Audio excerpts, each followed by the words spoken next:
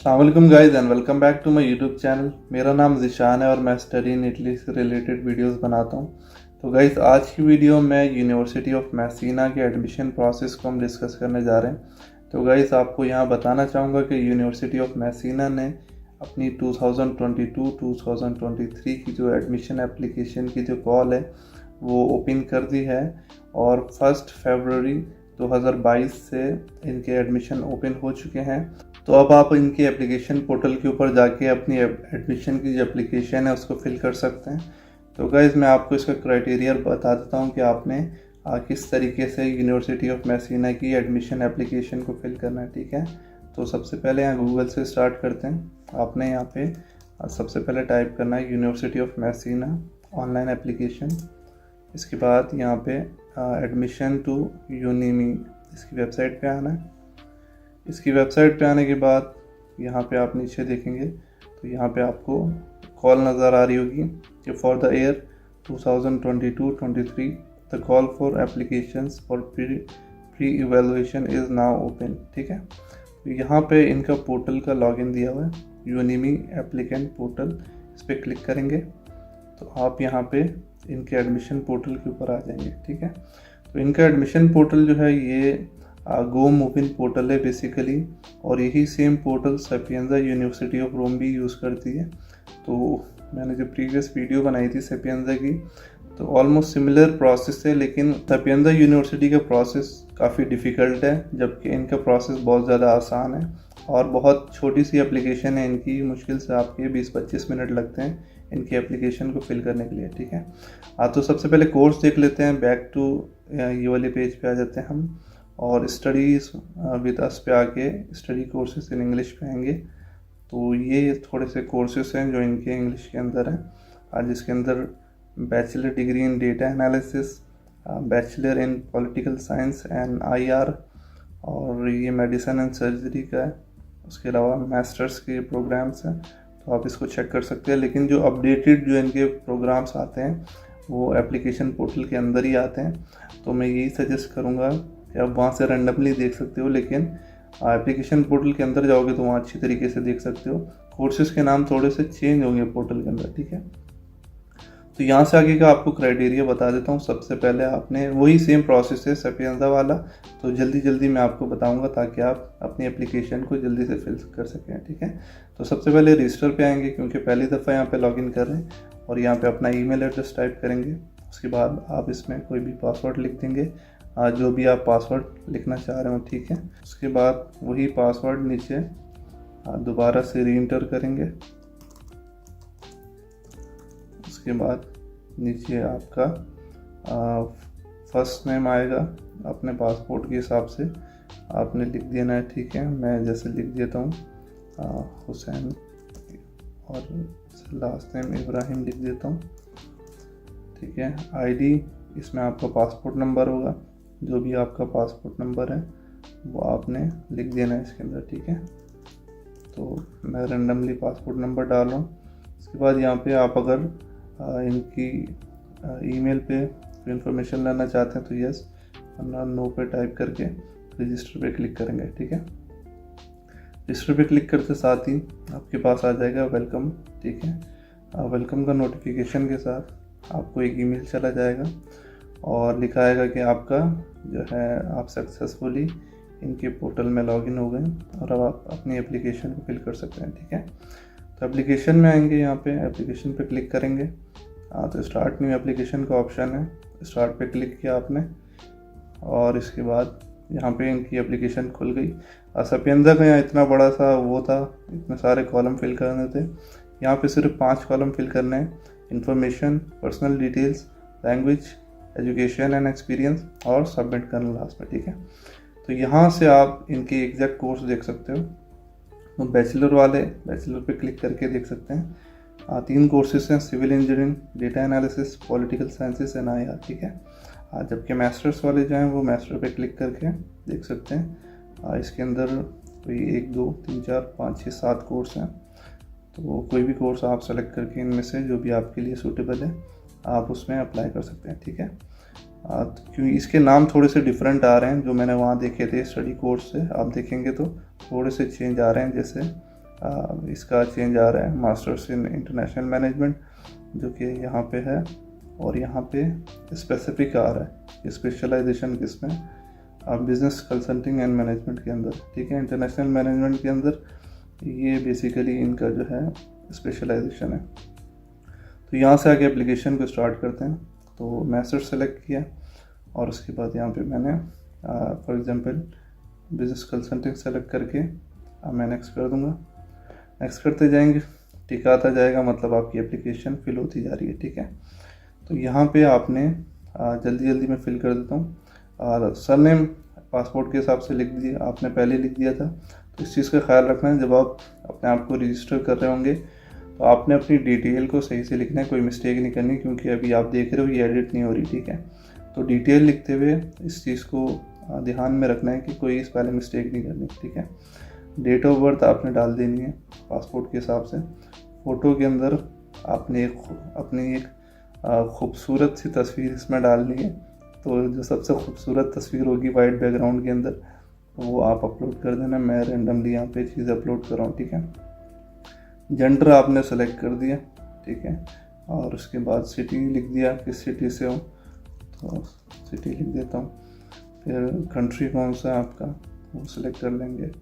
Nationality आपकी क्या है, वो सिलेक्ट कर लेंगे। फिर बाद पासपोर्ट नंबर आपने वो सेलेक्ट कर लेना है, ठीक है। पासपोर्ट नंबर वैसे मैंने पीछे लिखा था, तो यहाँ दोबारा लिख रहा हूँ। तो वही पासपोर्ट नंबर आपने रैंडमली आपका जो भी है लिख देना, ठीक है। वैलिड पासपोर्ट में यहाँ पे आपका पासपोर्ट आप अपलोड करोगे, तो यहाँ पे पासपोर्ट अपलोड किया। उसके बाद कॉन्टैक्ट डिटेल्स के अंदर ईमेल आपका लिखा हुआ है, ठीक है। यहाँ पे स्ट्रीट नंबर, किस स्ट्रीट में रहते हो, एड्रेस लिखना है, ठीक है। तो मैं रैंडमली चीज़ें लिख रहा हूँ, स्ट्रीट नंबर 4, एड्रेस जौहर टाउन, और सिटी कराची, पोस्ट कोड, और उसके बाद कंट्री पाकिस्तान, और टेलीफोन नंबर लिखना ज़रूरी नहीं है, जिसके आगे स्टार आ रहा है वो लिखना ज़रूरी है, बाकी हम छोड़ सकते हो, ठीक है। तो यहाँ पे कंट्री कोड आप सेलेक्ट करोगे पाकिस्तान का, और मोबाइल नंबर जो भी है आपने टाइप कर देना, ठीक है। तो ये सब फिल करने के बाद आपने यहाँ से नेक्स्ट पे क्लिक करना है। तो जैसे जैसे आप चीज़ों को फिल करते रहोगे यहाँ पर टिक आता रहेगा, ठीक है। उसके बाद लैंग्वेज की रिक्वायरमेंट है। लैंग्वेज के अंदर आपकी इंग्लिश की लैंग्वेज की आपसे प्रोफिशिएंसी पूछी जा रही है। तो अगर आपके पास यूनिवर्सिटी का लेटर है प्रोफिशिएंसी का, तो आप B2 सेलेक्ट कर सकते हैं, और इंटरनेशनल इंग्लिश सर्टिफिकेट, ठीक है। तो इसमें जो अगर आपने आइल्ट्स किया हुआ है तो आप आइल्ट्स का सर्टिफिकेट अपलोड करेंगे। अगर आपके पास इंग्लिश प्रोफिशिएंसी सर्टिफिकेट है तो वो आप यहाँ से अपलोड करेंगे, ठीक है। उसके बाद international English certificate awarding institution, ठीक है। तो किस यूनिवर्सिटी से आपको मिला था आपका प्रोफिशिएंसी सर्टिफिकेट, उस यूनिवर्सिटी का नाम लिखेंगे, ठीक है। और अगर इन केस आपने आइल्ट्स किया हुआ है तो वो आपने किससे किया था, ब्रिटिश काउंसिल का है या फिर कैम्ब्रिज का है, जो भी है उसका लिखेंगे, ठीक है। तो इन दो के ऊपर स्टार आ रहा था, फिल करना लाजमी है। अदर लैंग्वेज अगर कोई आपने की हुई है सर्टिफिकेशन, चाइनीज़ में, इटालियन में कोई, तो अपलोड कर सकते हैं, वरना ये मैंडेटरी नहीं है। आपने नेक्स्ट पे क्लिक करना है, ठीक है। उसके बाद एजुकेशन एंड एक्सपीरियंस की बात हो रही है, तो सबसे पहले CV है यहाँ पे, तो आपने CV अपलोड करनी है, ठीक है। यहाँ पे लिखा हुआ है यूरोपास में अपलोड करनी है, ठीक है। तो यूरोपास CV बना के यहाँ पे आपने अपलोड कर लेना है इसको। इसके बाद नीचे आपकी हाई स्कूल की जो एजुकेशन है वो आपसे पूछी जा रही है, तो आप यहाँ पे अपनी डिटेल्स कंप्लीट करें। हाई स्कूल डिप्लोमा आपका कंप्लीट हो गया या ना, यानी कि कॉलेज कंप्लीट हो गया, 12 साल की तालीम जो थी, तो आपने यस कर लेना, ठीक है। 12 साल या 13 साल जितनी भी तालीम है, ठीक है। हाई स्कूल का डिप्लोमा आपने यहाँ पे सर्टिफिकेट अपलोड करना है, तो वो अपलोड करने के बाद हाई स्कूल का नाम लिखेंगे, तो कराची कॉलेज में लिख देता हूँ रैंडमली। उसके बाद कंट्री ऑफ हाई स्कूल, इसमें अपने कंट्री का नाम लिखेंगे। कितने साल की तालीम थी, 10 से 11 थी, 12 से 13 थी, 12 साल की थी, 13 साल की थी, यहाँ पे टिक करेंगे। यूनिवर्सिटी एंट्री ट्रस्ट रिक्वायर्ड है या नहीं है, ठीक है। तो आपने कोर्स वाइज देख लेना है कोर्स की वेबसाइट पे। In case entry test required है तो आपने यस करना है, अगर नहीं है तो आपने नो कर देना, ठीक है। उसके अलावा अदर क्वालिफिकेशन आप अगर ऐड करना चाह रहे हैं तो आप कर सकते हो, वरना इसको नो कर दो, ठीक है। वैसे ये 2 चीज़ें हैं, ये फिल करना लाजमी नहीं है, क्योंकि स्टार जो है वो सिर्फ इन पे दिया हुआ है, ठीक है, इन दोनों पे नहीं दिया हुआ। एंट्री टेस्ट वैसे बैचलर में यहाँ कोई मेंशन नहीं है, मैसीना में कोई एंट्री टेस्ट की डिटेल नहीं है, क्योंकि जब हमने शुरू में यहाँ पे इंफॉर्मेशन सेलेक्ट की थी सॉरी मास्टर्स के अंदर, तो यहाँ पे कोई एंट्री टेस्ट का लिखा हुआ नहीं था कि कोई एंट्री टेस्ट होगा, वो फिल करना ज़रूरी नहीं है, ठीक है। दोबारा से आएंगे और इसको यहाँ पे नीचे करेंगे, इसको वैसे मैंने नो कर दिया, आप एम्प्टी भी छोड़ सकते हो, ठीक है। तो ये छोड़ के आप नीचे आ जाओगे, नीचे आपकी हायर एजुकेशन क्वालिफिकेशन है। तो जो बैचलर के लिए अप्लाई कर रहे हैं तो उनका ये है कि उनको सिर्फ हाई स्कूल का डिटेल डालनी होती है, ठीक है। लेकिन मास्टर्स वालों को यहाँ हायर एजुकेशन यानी बैचलर की भी डिटेल डालनी है। तो यहाँ पे आप अपने बैचलर की जो डिग्री थी उसकी डिटेल डालोगे। तो most recent on going degree, कौन सी डिग्री कंप्लीट की थी आपने, बैचलर कितने साल का था। जो बाहर से कर रहे हैं इंडिया से या यूरोप से, उनका 3 साल का होता है, जबकि पाकिस्तान वालों का 4 साल का होता है। तो यहाँ पे हम यहाँ पे मेंशन करेंगे 4+ ईयर्स, ठीक है। एकेडमिक डिग्री के अंदर आप अपनी डिग्री अपलोड करोगे। उसके बाद यहाँ पे institution of more recent on going degree, आप किस यूनिवर्सिटी से की थी उस यूनिवर्सिटी का नाम लिखेंगे हम। उसके बाद कंट्री कौन सा था जहाँ डिग्री कंप्लीट की है, पाकिस्तान। किस साल ग्रेजुएट हुए थे तो वो यहाँ पे आप लिख देंगे। आप जब भी ग्रेजुएट हुए थे तो हम 2021 लिख देते हैं। ट्रांसक्रिप्ट, ऑफिशियल ट्रांसक्रिप्ट की बात हो रही है, ट्रांसक्रिप्ट अपलोड करेंगे यहाँ पे। उसके बाद फील्ड ऑफ स्टडीज़, कौन से उसमें आपने अपनी तालीम कंप्लीट की थी। तो बिज़नेस के कोर्स में अप्लाई कर रहा हूँ, तो ये तो जाहिर सी बात है पिछली स्टडीज़ बिज़नेस में थी।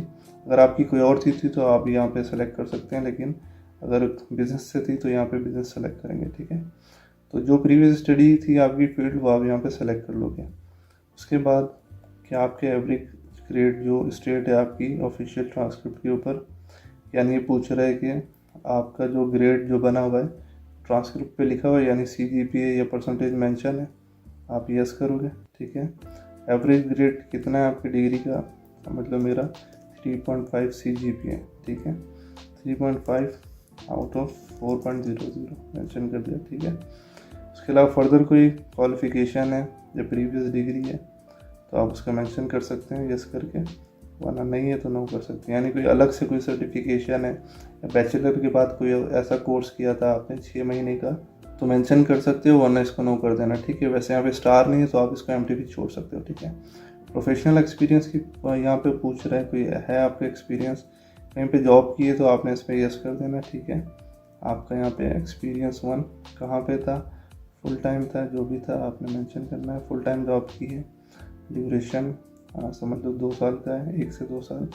कंपनी का नाम ABCD कंपनी, सेक्टर कौन सा था, बिजनेस था। उसके अलावा कंट्री मेंशन कर दिया, और यहाँ पे नेम जो भी है जॉब का वो मेंशन करेंगे, ABCD जो भी है नेम, वहाँ पे आप असिस्टेंट मैनेजर हो या फिर जो भी हो सुपरवाइज़र हो मेंशन कर सकते हो, ठीक है। रेफरेंस के अंदर यहाँ पे जो अपलोड करने को कह रहा है, रेफरेंस में वहाँ का जो आपका एक्सपीरियंस लेटर है उस जगह से जो मिला है आपको जॉब से, तो एक्सपीरियंस लेटर यहाँ पे अपलोड करोगे, ठीक है। उसके बाद एक और जगह काम किया था तो उसको भी यहाँ पे ऐड कर सकते हो, ठीक है, एक्सपीरियंस 2 के अंदर। तो उसके बाद आप यहाँ से नेक्स्ट करोगे तो यहाँ पे टिक आ गया, ठीक है। तो अब लास्ट के अंदर ये पूछ रहा है कि आपने किस तरीके से फाइंड आउट किया इस प्रोग्राम को। तो आपके पास बहुत सारे ऑप्शन है, आप इनमें से कोई भी सिलेक्ट कर सकते हो या यूनिवर्सिटी ऑफ मैसीना वेबसाइट, ठीक है।